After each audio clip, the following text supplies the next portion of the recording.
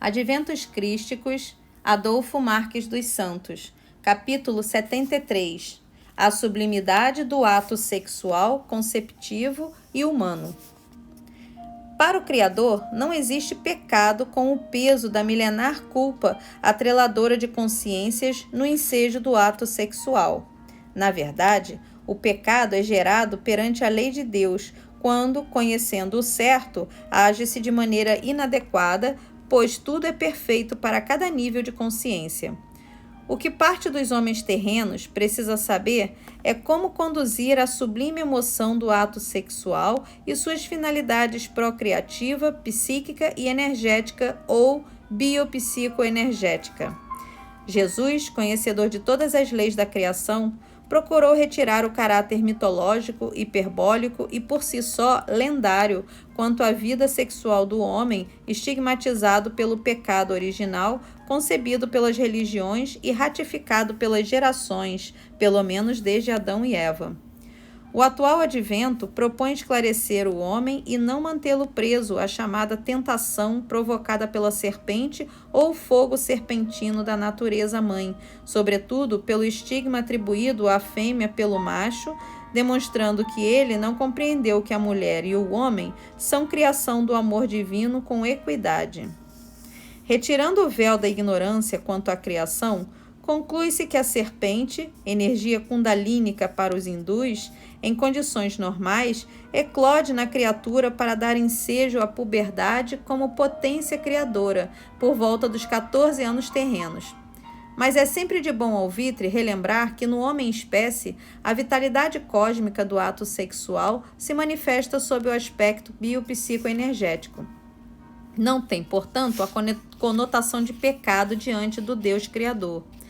Se a filosofia do planeta fosse crística, quando a Kundalini da vitalidade sexual despertasse de seu sono tranquilo nos jovens entre 7 e 14 anos, não haveria perigo, pois os biologicamente mais velhos seriam orientadores de almas à conscientização do sentido real da vida física. O homem evangelizado, portador de tais ensinamentos, não vê na mulher o sexo fraco, inferior, mas o símbolo da beleza da inspiração divina, cabendo a ele, o macho, quando nela, a fêmea, despertar o fogo serpentino, auxiliá-la na condução de suas emoções afetivo-sexuais, induzindo-a a erguer-se verticalmente às planuras da ética moral cristã e não levá-la, como se tem feito, a situações deprimentes, considerando que foi o macho que na terra esteve à frente da condução social. Ele não compreendeu o papel da fêmea na sacratíssima condição de coparticipante da criação. Moisés, com a sua cosmovidência para sua época, foi um gigante que intuitivamente falava da vida cósmica, das forças da criação. Lembremo-nos aqui de que Moisés era inspirado mediunicamente pelo Cristo planetário, que, por sinal, foi a fonte inspirativa dos mandamentos por ele escritos no Monte Sinai. Se alguma facção religiosa atribuiu a Moisés ensinamentos errôneos quanto à vida sexual do ser humano, deve rever os seus conceitos, pois existem ensinamentos adequados para cada estágio da evolução espiritual. É sabido que o homem intelectualizado, nesses milênios de reencarnes, não por ter assimilado as leis da natureza, não interiorizou o sentido primordial da vida sexual, a procriação, preferindo atender aos impulsos da energia libidinosa para dar vazão à sua egossatisfação. A mulher nunca deve ser objeto de uso para satisfazer os instintos inferiores desses sentimentos menores de que os homens têm sido portadores. A mulher, o espírito feminino, é fonte de inspiração que conduz o homem à transcendência, às aspirações que glorificam a essência e eternizam a existência. Os adventos crísticos, propondo a globalização, não poderão se deter apenas no aspecto religioso, mas também nos aspectos científico e filosófico. O que é lei da natureza não se deve inibir nem proibir, mas disciplinar e educar. É necessário compreender cientificamente os impulsos naturais do universo interior do homem-espécie para ter recursos que possam desvendar os mistérios da alma e, com mais segurança, avaliar a conduta humana, sua milenar história gravada no inconsciente profundo ou no subconsciente, na sua personalidade trazida de outras vidas, a qual, em condições normais, se revela aos 7 anos terrenos de cada existência. De onde se conclui que a abstinência sexual não deve ser imposta por norma de condutas externas, mas por normas internas, pessoais e intransferíveis, de acordo com a evolução de cada indivíduo e sua sagrada vontade. Mesmo conhecendo a estrutura da personalidade de determinada pessoa, com dados cientificamente analisados para estabelecer uma psicodiagnose, mesmo assim, ainda se corre o risco de levá-la a grandes distúrbios se o impulso da força-energia sexual for inibido por imposição externa. Uma vez que o atual advento propõe à sociedade reavaliar a trajetória até aqui percorrida, esperam nossos superiores do plano luz, nesse particular, que a ciência e a religião se unam visando ao mesmo objetivo, esclarecer o homem quanto à vida em sua totalidade. Os adventos crísticos pretendem despertar na pessoa a sua essência divina, a fim de que ela, por esforço próprio, possa ir substituindo os resquícios do animal que foi, pois, segundo Pietro Baldi, o que se encontra no fundo da alma humana é a lembrança da recente experiência da fera. E, como tal, o Evangelho é o cinzel mais apropriado para cortar-lhe as garras. O homem, ao identificar mesmo de maneira racional que as funções da vida sexual são procriativas, psíquicas e energéticas, concebe também a perfeição de Deus ao criar-lhe e dar-lhe livre-arbítrio para, por esforço próprio, desenvolver a vontade de evangelizar o animal que nele existe e transformar a sua vida afetivo-sexual em expressão de ternura para a troca de energias e manifestação do amor. Dessa forma, ele passa a reconhecer a necessidade de mudar, a necessidade de canalizar recursos para viver a emoção superior do ato sexual de maneira ético-disciplinada. A esclarecedora proposta do advento do Cristo é transformar o Evangelho em norma espontânea de vida. E, para tal, é necessário que o homem ignorante das leis eternas reconheça que a finalidade de sua atual vida na Terra, como derradeira oportunidade, é se transformar de fera em homem na concepção real da palavra. É humanizar-se. Por assim ser, para quem chegou há pouco tempo no ambiente hominal, após deixar os níveis biológicos do animal, o que lhe é mais urgente é cortar-lhe as garras da fera para que se torne um ser civilizado, conforme escreveu Pietro Baldi, o que lhe permitirá substituir o ato sexual instintivo pela benfazeja troca de energias e equilíbrio psicoemocional.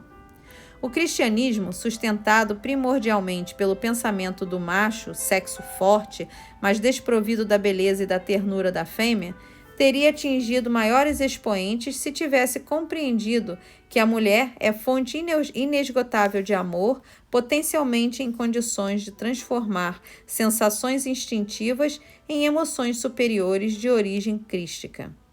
A natureza conduz a evolução fazendo uso do ponto e contraponto do positivo e do negativo, opostos e complementares.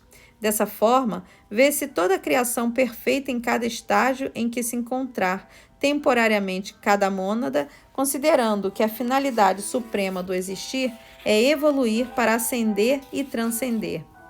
No caso focado, para o macho, que é o ser da força, o amor se torna um ato de conquista, mas para a fêmea, que é o ser do amor, a conquista se torna um ato de amor.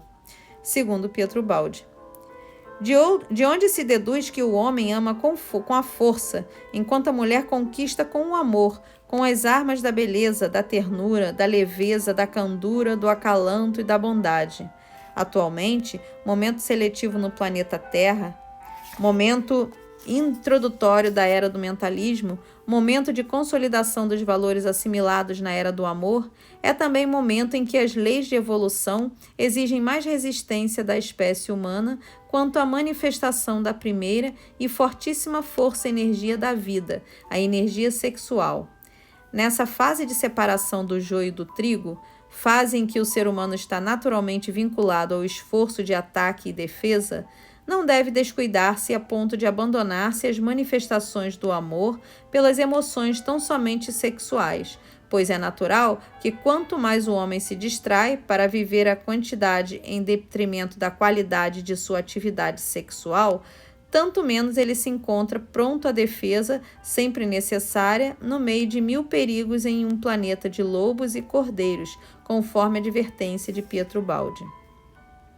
A ética adotada pelo cristianismo, reprimindo no homem-espécie a vida sexual, uma energia-força que é de sua própria natureza como ser criado por Deus e, consequentemente, perfeita, registrou em seu psiquismo acontecimentos dolorosos e de difícil remoção. Por um lado, a força da lei humana tentou reprimir no cristão a força divina da vida sexual. Por outro, pela força da natureza, ele se viu impulsionado a comungar com a sublimidade do ato sexual, conceptivo e humano. Tentando fugir das duas leis, a sagrada força e energia da vida venceu e o homem entregou-se aos prazeres sem disciplina, registrando no subconsciente, sobretudo, que estaria praticando um ato pecaminoso diante de seu Criador. Vieram os distúrbios psíquicos que o acompanham através dos séculos e milênios como seres derrotados. Esses espíritos que gravaram as impressões desastrosas no inconsciente profundo ou em seu subconsciente nos diversos encarnes, embora não tendo ponto de apoio na memória objetiva, na subjetiva existem os estigmas da dor, da derrota e etc., quando se entregaram à ingênua alegria de viver nos gozos do sexo de maneira inconsequente. Com isso, o subconsciente registrou como causa de seu enfraquecimento, de sua derrocada ético-moral, a satisfação sexual. Na sequência dos reencarnes acompanhados de terríveis consequências de ordem psíquico-emocional, esses espíritos, quando tiveram o poder em suas mãos, instintivamente passaram a condenar a sexualidade. Quando reencarnados, mesmo após séculos ou milênios, conservam as lesões, os estigmas negativos gravados na alma, razão pela qual a sociedade atual está em flagrante desalinho quanto à vida sexual. Vale afirmar que a força da natureza impulsionadora da energia sexual, por ser a primeira para dar ensejo à vida existencial, é a última a ser vencida pelo homem-espécie, com o agravante de que ninguém consegue vencer, no sentido de sublimar, as energias responsáveis pela vida sexual antes de vencer o medo da morte. Ou seja, enquanto não se vencer o medo da morte, não se deve nem cogitar abstinência sexual. Não confundir bloqueios psicológicos quanto à vida sexual devido a estigmas negativos gravados em outras vidas ou mesmo na atual, com evolução espiritual superior a ponto de abster-se da renovadora emoção do ato sexual consciente e consequente, sem distúrbios, sem culpa. Fim do capítulo 73.